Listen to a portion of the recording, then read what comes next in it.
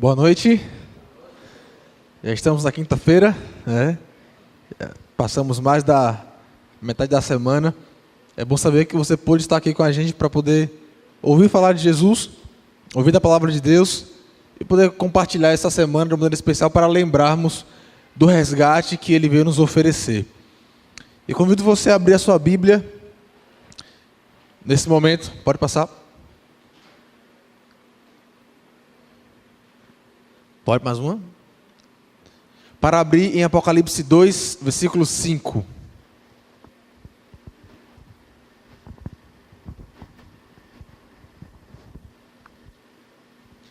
Apocalipse capítulo 2, versículo 5.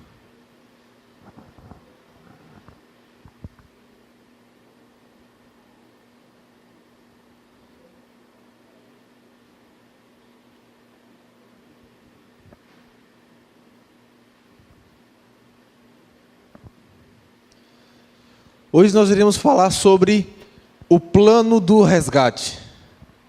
O plano do resgate. Amém? Vamos fazer mais uma oração? Feche seus olhos. Obrigado, Senhor, pela Tua palavra estar conosco. É verdade que temos lutas diversas, travamos batalhas espirituais, emocionais, sociais, diversas lutas, e o Senhor nos trouxe aqui essa noite para ouvirmos a Tua palavra. E nós pedimos que o Senhor nos ajude a ouvir, entender e a aceitá-la. Por isso nos colocamos em Tuas mãos, pedimos a orientação do Teu Espírito, em nome de Jesus. Amém. Esse título, o resgate, ele na verdade não é só um marketing ou um slogan, na verdade ele é um conceito teológico muito importante, porque o que nós imaginamos hoje é o seguinte: um dia Jesus voltará para nos salvar. Alguns podem pensar isso, só que quando Cristo voltar, Ele não voltará para nos salvar, Ele voltará para nos buscar, para nos resgatar. Por quê? Porque a salvação já está acontecendo, nós já estamos passando por um processo de salvação. Então, se nós pensarmos que nós seremos salvos quando Ele vier, é um equívoco, porque a hora de ser salvo se chama hoje. E quais são os passos para a salvação ser efetivada? Como que eu posso saber se eu estou salvo? E aí fica a pergunta: você está salvo? Você pode garantir, olha, com convicção, pela fé, eu acredito que eu estou salvo.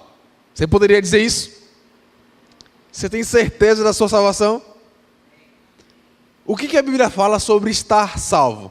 Como que foi o plano que Jesus e Deus e o Espírito Santo eles orquestraram para esse momento? Vamos começar a leitura aqui no versículo 5 do capítulo 2 de Apocalipse. Diz o seguinte: lembra-te, pois, de onde caíste, arrepende-te e volta à prática das primeiras obras. E se não, venho a ti e moverei do seu lugar o teu candeeiro, caso não te arrependas. No caso, o candeeiro aqui simboliza a própria igreja. Nesse momento, João ele recebe uma visão das 7 igrejas que tem uma dupla aplicação. Nós temos ali a mensagem para a igreja daquela época, mas a gente sabe em profecia que cada igreja em Apocalipse 2 e 3 representa um período da era cristã, certo? Então a igreja de Éfeso, ela representa ali o primeiro período da igreja cristã, especialmente dos anos 30 aos anos 100, mais ou menos. E nesse momento, Deus ele revela a João para que ele escrevesse, para que a igreja se arrependesse. E você pode perguntar assim: mas o que é arrependimento? A palavra grega para arrependimento é a palavra metanoia, que na verdade significa mudança de pensamento, ou seja, mudar de mente. Então, na verdade, o arrependimento não é simplesmente o reconhecimento. Nossa, eu estou arrependido, ou seja, eu reconheço o meu erro. Não é isso. Reconhecer não é estar arrependido. Estar arrependido é você mudar o pensamento, ou seja, mudar o comportamento, porque o que nós pensamos, obviamente, vai gerar o comportamento que nós temos.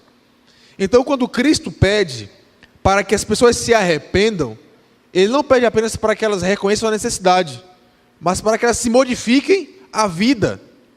E quando nós falamos um exemplo de saúde, todo mundo reconhece que precisa cuidar da saúde. Um outro exemplo, mais específico, da alimentação. Todo mundo reconhece que precisa cuidar da alimentação. E aí vem a pergunta, quantos fazem? É a mesma coisa. Eu reconheço da minha necessidade. E a gente conversou aqui algumas noites atrás sobre a necessidade do resgate. Mas o reconhecimento é importante? É, mas não é tudo. Se eu não modifico a minha mente, meu modo de pensar, que vai gerar o meu comportamento. Pode passar. O outro passo da salvação é a confissão. É algo que vem logo em seguida. Agora que eu estou arrependido, que eu modifiquei o meu modo de pensar, eu agora declaro que eu estou decidido. Ou seja, eu externo a minha ação. O batismo é mais ou menos isso. Não existe nenhuma mágica no batismo. Na verdade, o batismo ele é apenas um ritual, é uma cerimônia. Mas não existe algo miraculoso ou algo mágico que acontece quando a pessoa se batiza. O batismo ele é apenas uma cerimônia que mostra o que já aconteceu, o que está acontecendo, que é a salvação. É que nem um casamento. O casamento, ele não vai dizer se a pessoa o ama ou não. O casamento, ele vai revelar o que eles sentem ali. Não quer dizer que porque eles não se casaram, eles não se amam. Por exemplo, meus pais nunca se casaram, no civil, mas eles se amam. Então, é apenas uma cerimônia que é importante e necessária. E nesse momento da confissão, o próximo, pode passar, é o perdão. Agora que eu sou arrependido, eu modifiquei a minha mente, eu entendi o que tenho que fazer, eu decidi fazer, eu confessei, agora eu sou perdoado. Mas o que é perdão? Tem um monte de confusão a respeito do que é ser perdoado. Quer ver uma coisa? Eu agora tenho uma situação de um marido e uma mulher que um traiu o outro. E nesse momento, a esposa ou o marido perdoa o seu cônjuge. Mas não esquece. Na primeira oportunidade, o que é que ele faz? Joga na cara, está vendo só o que você fez no passado? E aí você remói diversas outras ocasiões. É mesmo assim, eu te perdoo. Especialmente as mulheres, né? Depois de 15 anos que passou, ainda lembra do que aconteceu há muito tempo lá atrás. Mas o que é realmente o perdão? Vamos abrir a Bíblia aqui em Mateus 18. Mateus 18.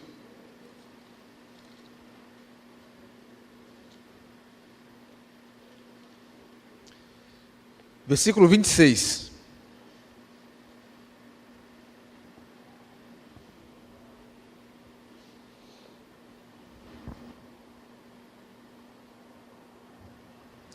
Diz o seguinte: então o servo, prostrando-se reverente, rogou: sê paciente comigo e tudo te pagarei. E o senhor daquele servo, compadecendo-se, mandou-o embora e perdoou-lhe a dívida. O perdão, irmãos, ele não é uma via de mão única. Ele é uma via de mão dupla. Como assim? Na verdade, se alguém ferir você, se alguém magoar você em algum momento, em alguma esfera da sua vida, você pode pensar assim: ele fez o errado, ele que venha a mim, ele que errou. Então quem tem que vir a mim é ele. Eu não tenho nada a ver com isso, eu estou à disposição, mas se ele não vier, eu também não estou nem aí. Porque quem errou foi ele. Só que esse não é o pensamento de perdão de maneira correta. Porque o perdão não é algo que acontece apenas na vida do que foi o culpado. O perdão ele também acontece na vida daquele que oferece o perdão.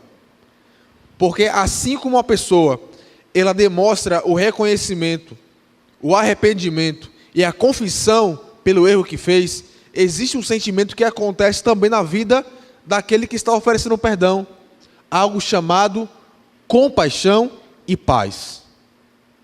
Quando você estuda aqui a parábola do credor incompassivo, você percebe que o que está devendo pede algo interessante: ser paciente. Ou seja, para ser perdoado, não tem que haver um sentimento só naquele que está arrependido. Tem que haver um sentimento também naquele que vai estar o quê? Oferecendo perdão. E aí você pode pensar o seguinte: mas Deus ele não fica... Deus não tem sentimentos humanos. Sentimentos humanos são humanos. Só que se você abrir a Bíblia em Efésios, lá no capítulo 4, no versículo 30, você vai ter uma informação muito interessante. E fala o seguinte: e não entristeçais o Espírito de Deus, no qual fostes selados para o dia da redenção. Até mesmo o perdão que nós recebemos de Deus, não é somente para nós. Deus, ele também, ele sente quando o perdão ele é efetuado, porque é algo que acontece naquele que é perdoado e naquele que oferece a compaixão, a paz, a paciência. Então, quando você tiver alguma situação de dívida, ou de desavença, ou algum problema, se alguém falou mal de você, se alguém fez alguma coisa de errado com você, a ação de perdoar, ela é dupla, é uma via de mão dupla. Assim como eu demonstro minha compaixão, a minha paciência, ele também demonstra o seu arrependimento, a sua confissão. Porque até mesmo Deus se entristece com o nosso erro. Até Deus sente paz no coração quando dá o perdão. Até Deus sente quando nós não estamos de bem com Ele.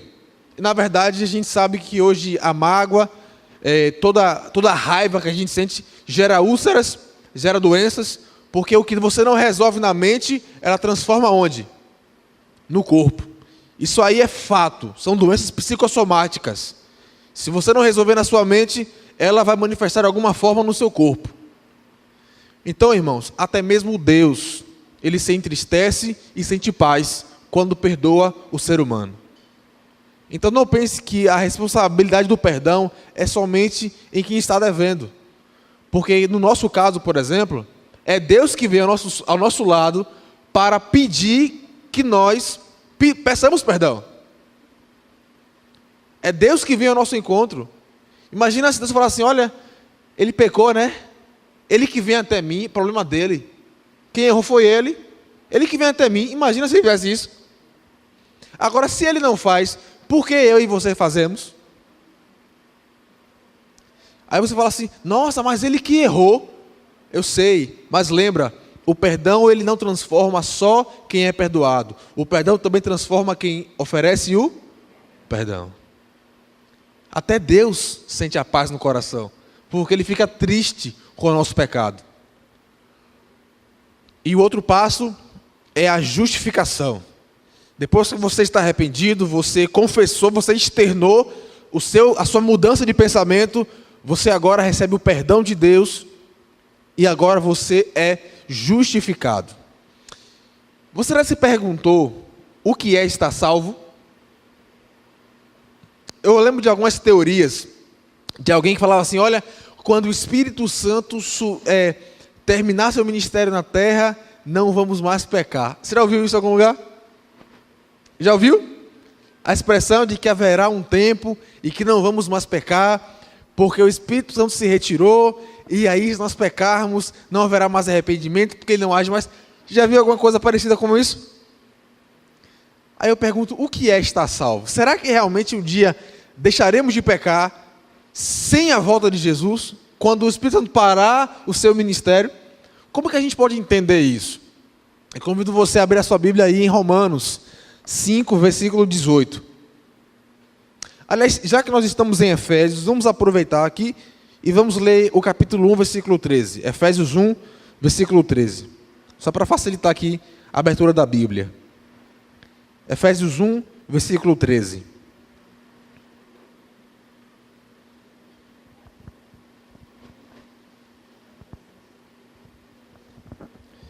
Diz o seguinte: em quem também vós, depois que ouvistes a palavra da verdade, o evangelho da vossa salvação, tendo nele também crido, fostes selados com o Santo Espírito da promessa. Olha o processo que Paulo explica. Primeiro você ouviu, você creu, depois você foi selado. Isso aqui chama-se fé. Olha o que Paulo fala. O que é fé? De onde vem a fé? De ouvir a palavra de quem? De Deus. Então, quando você ouve a mensagem de salvação, você agora pode desenvolver a fé se você crê. Quando você tem a fé, ali naquele momento você é o quê? Justificado. Quando você deposita a sua fé em Cristo, antes mesmo do batismo, você já está justificado. Por quê? O que é ser justificado? Alguém pode pensar assim, não, eu faço boas obras, ou eu sou uma pessoa muito caridosa, então por eu ser caridoso, por eu ser uma boa pessoa, eu não preciso estar ligado a uma igreja, ou eu não preciso me batizar, porque eu sou boa pessoa. Mas nós já vimos isso uma noite anterior, dizendo que o pecado não é somente ação, pecado é omissão, intenção e condição espiritual. Então, não adianta o que você faz, pecado é pecado. Mas aí vem aquela questão, o que é ser justificado? Estar justificado não é estar sem pecado. Estar justificado é, mesmo sendo pecador, ter a justiça de Cristo na nossa vida. Porque nunca deixaremos de ser pecadores antes da volta de Jesus. E isso é um passo que nós vamos ver um pouquinho mais na frente. Mas eu quero que você abra comigo aqui Romanos 5, versículo 18. Para a gente poder clarear um pouco mais essa informação. Romanos 5, versículo 18. Diz o seguinte: pois assim como por uma só ofensa veio o juízo sobre todos os homens para condenação, assim também por um só ato de justiça veio a graça sobre todos os homens para o quê? Para a justificação que dá o quê? A vida. Então a justificação que dá vida, ela acontece quando você crê no ato de justiça. Qual é o ato de justiça? O Evangelho. Você tem a fé no Evangelho, você crê em Cristo, você está justificado. Então quer dizer que você está salvo? Só que não para por aí. Há um outro processo, há um outro passo. Pode passar. É a santificação. Agora que você está justificado, ou seja, mesmo cheio de pecado, sendo um pecador, a justiça de Cristo está sobre você. E isso é que vai contar se você vai estar salvo ou não. Agora, existe um outro passo que está aqui em 1 Pedro, que descreve algo muito importante, e nesse momento aqui a gente vai poder refletir. 1 Pedro capítulo 2, versículo 2 e versículo 9. Diz o seguinte: desejai ardentemente como crianças recém-nascidas o genuíno leite espiritual, para que por ele vos seja dado crescimento para quê? Para a salvação. Verso 9. Vós, porém, sois raça eleita, sacerdócio real, nação santa, povo de propriedade exclusiva de Deus, a fim de proclamardes as virtudes daquele que vos chamou das trevas para a sua maravilhosa luz. Então Cristo agora, ele tira o mundo da nossa vida, ele agora nos dá a salvação, somos justificados, mas não estamos completos. Por quê? Porque ainda somos como crianças, precisamos crescer. E Ellen White, ela fala algo interessante sobre isso. Você já se perguntou por que na nova terra haverá a árvore da vida, e essa árvore, nós comeremos da folha dela, e será para a saúde dos povos, ou para a cura dos povos? Você já leu esse texto alguma vez, Apocalipse? Já? Que a árvore da vida terá as suas folhas, e lá nós seremos curados. Aí eu lhe pergunto, mas no Apocalipse 21 não falou que lá não haverá mais doença, nem morte, nem dor? Ser curado de quê? Para a saúde dos povos? Mas que saúde dos povos se nós estaremos já na nova terra sem pecado? Ela não te explica isso. E agora que você que é baixinho, você vai ficar feliz também. Porque ela fala que até mesmo na nova terra, nós levaremos muito tempo para entender o que foi a salvação, o que levou Jesus a morrer por nós, e a nossa estatura será elevada novamente ao tamanho de Adão, quando foi criado, e é através da árvore da vida que nós seremos novamente maiores. Então você que tem aí 1,50 m, fique tranquilo, que eu não sei quanto tempo você vai levar, mas vai chegar a hora direitinho aí. Então nesse momento, essa explicação que eu dei é para mostrar que até na nova terra nós teremos tempo para retornar à nossa estatura, isso crendo no Espírito de profecia, como nós o cremos. Então, irmãos, a salvação, a santificação, ela é um processo de quê? De transformação. Depois que você confessa, você é perdoado, e agora Cristo modifica a sua vida, você morre para o mundo, e Paulo fala, agora eu não vivo mais, é Cristo que vive em quem? Em mim. Quando Cristo vive em mim, eu preciso mudar. Porque onde Deus está, mudanças acontecem. Então, por que a santificação é importante? Porque se agora Cristo passa a estar em minha vida, eu preciso crescer espiritualmente. Eu preciso de uma mudança. Por isso a santificação é decisiva. E Pedro fala, olha, desejem ardentemente o crescimento para a salvação. Então, meu irmão, se você que já é batizado, é a mesma pessoa depois do seu batismo, alguma coisa está errada. Alguma coisa está errada. Alguma coisa. Tem que ter tido alguma mudança. Porque é Deus que está com você. E a santificação, esse processo que nós estamos agora, nós estamos aqui, a santificação, ele deve ser processual, gradual.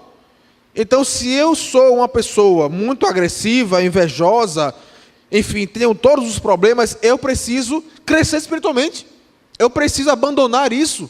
E como que eu vou verificar isso? Qual é o padrão? O fruto do Espírito Santo que está lá em Gálatas.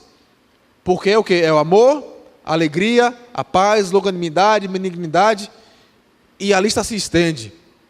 Então, o nosso alvo é frutificar como o Espírito Santo frutifica. Será que eu estou crescendo espiritualmente? Se padronize aí pelo Espírito Santo, que você vai perceber se você está realmente crescendo ou não espiritualmente. Agora, depois disso, da santificação, vem então a glorificação, e nesse momento a gente tem algo incrível, que está aí em 1 Coríntios 15, versículo 52.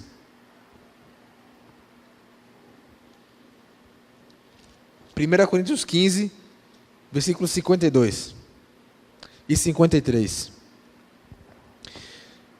Num momento, num abrir e fechar de olhos, ao ressoar da última trombeta, a trombeta soará, os mortos ressuscitarão incorruptíveis e nós seremos transformados, porque é necessário que este corpo corruptível se revista da incorruptibilidade e que o corpo mortal se revista da imortalidade. O que Paulo está dizendo aqui é o seguinte, que a pessoa que é cega, que faleceu cega, quando ela ressuscitar salva, como é que ela vai ressuscitar? Enxergando. A pessoa que é paralítica, que faleceu paralítica, quando é que ela está salva? Como é que ela vai ressuscitar? Andando. Então, aqueles que estarão mortos, que forem ressuscitados no dia da volta de Jesus, eles serão ressuscitados de maneira o quê? Incorruptível, tanto no aspecto moral, quanto no aspecto físico. E o mesmo efeito que acontecerá com os mortos, acontecerá com os vivos. E agora eu quero abrir um parênteses na minha fala, é para dar ênfase no que Paulo está falando aqui. Quando você abre a Bíblia em Tessalonicenses, Paulo lhe fala algo incrível, ele fala assim, olha, e nós, os vivos, os que ficarmos, seremos transformados e arrebatados para o Senhor nos ares. Você percebeu alguma ênfase aqui em Paulo? Qual é a conjugação que ele está usando agora? Ele está se colocando no meio. Ele não disse assim, olha, no futuro, quando Cristo voltar, as pessoas que estarão vivas, elas serão transformadas. Ele não fala assim. Ele fala o seguinte, e nós, os vivos, os que ficarmos. Ou seja, é como se Jesus fosse voltar nos dias de Paulo. A fé de Paulo, a crença de Paulo é o seguinte: olha, quando ele vier, nós seremos transformados, ou seja, eu vou estar vivo para ver Jesus voltar. E aqui é algo incrível, quando Ellen White comenta a morte de Paulo, ela fala que quando o carrasco, ele corta a cabeça de Paulo, ela fala o seguinte: o último pensamento de Paulo foi ver Jesus. Ellen White fala que quando o último pensamento se unir ao outro pensamento, que é justamente quando ele voltar, no abrir e fechar de olhos, o último se unirá ao novo. E em um mesmo pensamento é como se não houvesse interrupção. Ou seja, quando o carrasco corta a sua cabeça, ele é decapitado, e agora ele é ressuscitado, é como se não houvesse tempo que separasse a sua morte da sua vida. Ou seja, no abrir e fechar de olhos, Paulo verá Jesus. A crença dele era que Cristo voltaria nos seus dias.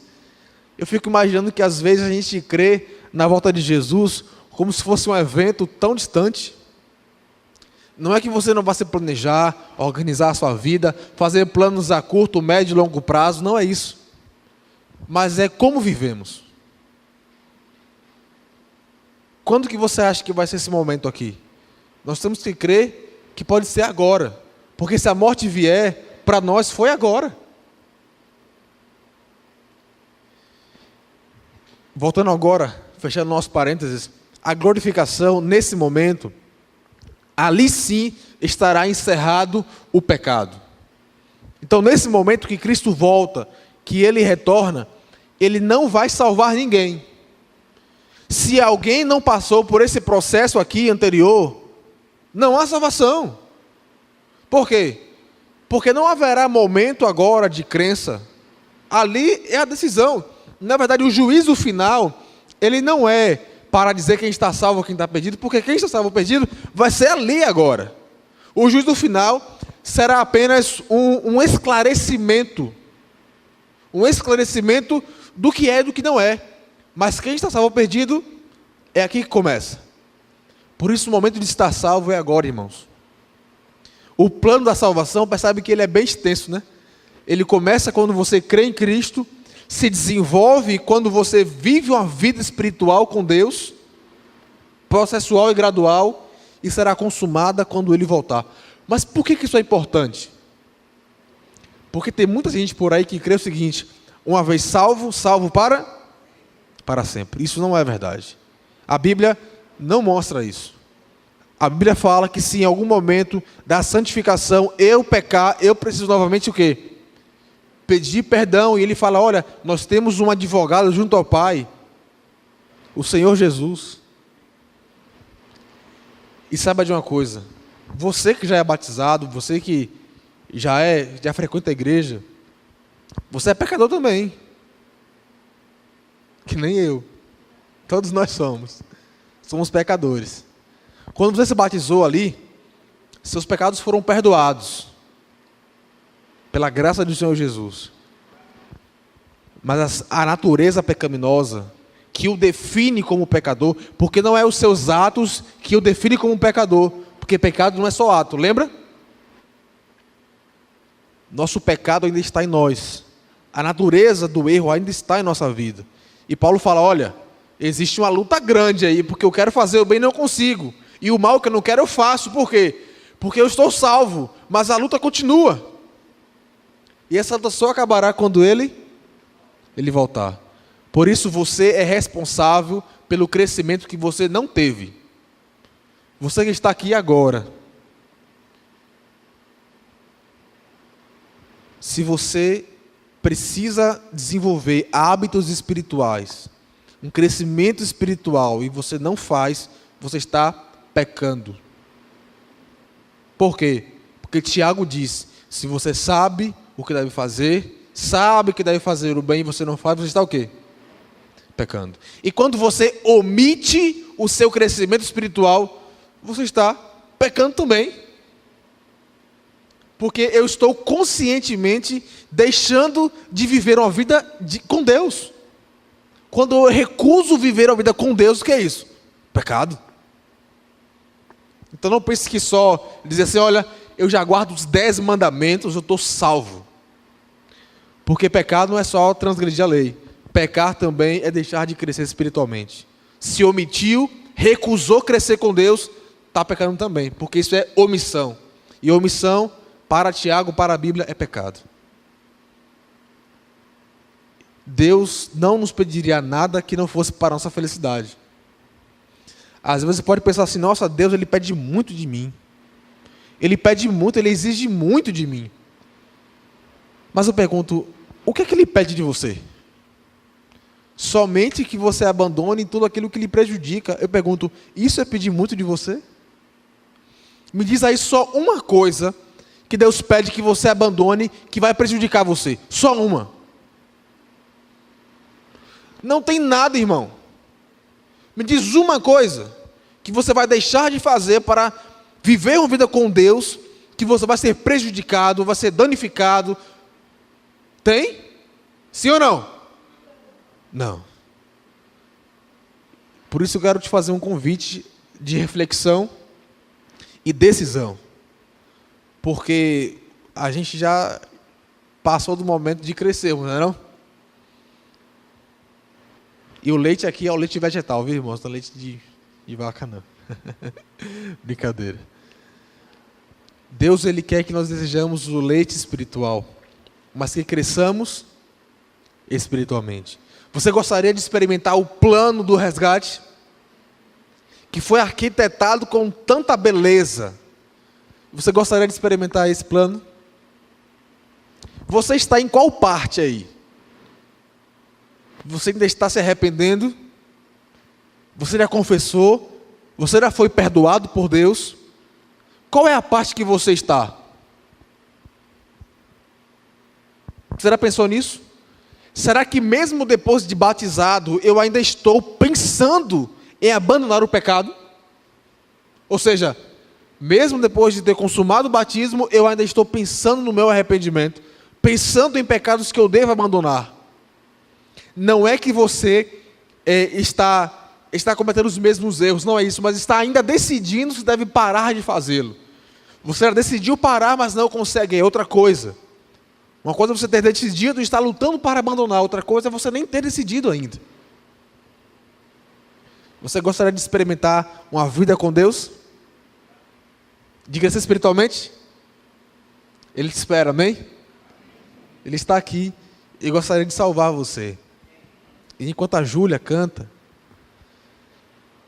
eu gostaria que você pensasse, em qual parte eu estou? Eu espero que você esteja aqui, na santificação. Mas se não está, vamos trabalhar com Deus, suplicar a Ele para que Ele nos salve completamente.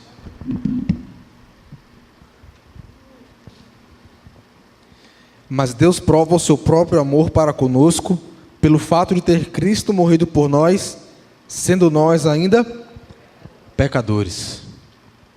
Somos pecadores, flor que se cheire, ainda não,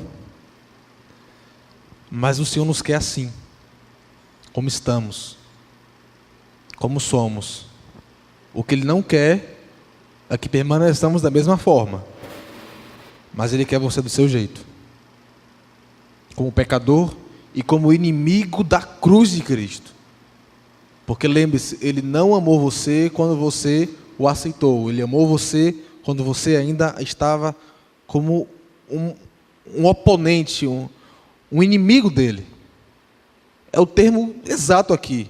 Alguém que não queria a Cristo. Quando você lutava, quando você duvidava, pensava que Cristo não poderia ser suficiente para você, ele já amava você. Ele já me amava.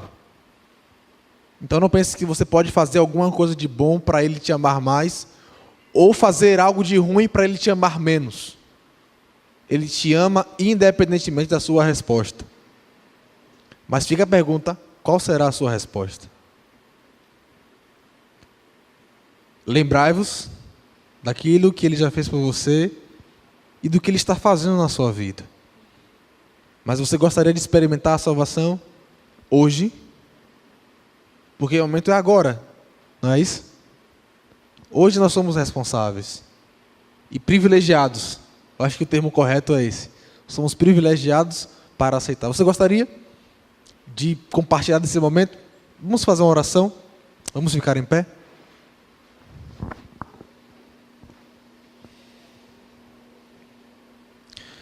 Santo Deus, poderoso Pai, a Ti seja a honra, a glória e o louvor para todo sempre.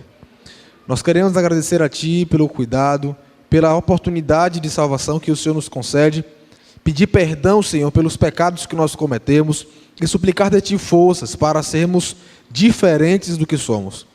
Abençoe a todos que estão aqui, porque se aqui estamos é porque de alguma forma ouvimos a Sua voz e queremos dizer que precisamos do Senhor para tudo na nossa vida. E na verdade, Senhor, que coisa boa é essa de ser dependente de Ti. Não há nada melhor do que viver dependente do Senhor, porque só o Senhor sabe o que realmente precisamos. Obrigado pelo privilégio de estar ao seu lado. Obrigado pela salvação que o Senhor nos concede. Nos leva em paz para casa, nos dá a Tua bênção em nome do Senhor Jesus. Amém. E amanhã, sexta-feira à noite, será o início do sábado. Então, não vamos ficar em casa, nada de peixe, vamos para a igreja, viu? A gente vem louvar a Deus para a gente poder orar e ouvir mais uma vez a palavra do Senhor, amém?